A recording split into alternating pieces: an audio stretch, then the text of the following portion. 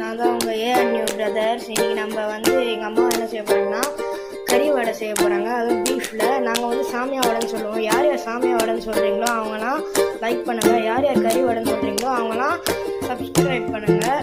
இப்போ வந்து இந்த ஐட்டம்ஸ்லாம் போடுறோம். நாங்கள்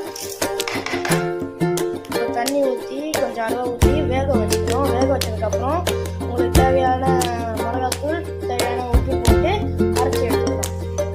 இந்த மாதிரி அரைச்சிடணும். நல்லா மாவும் அரைக்கூடாது, நைஸாகவும் அரைக்கூடாது. இந்த மாதிரி அரைச்சிக்கணும். அடுத்தது அது உருண்டை பிடிச்சி நம்ம தட்டிக்கலாம்.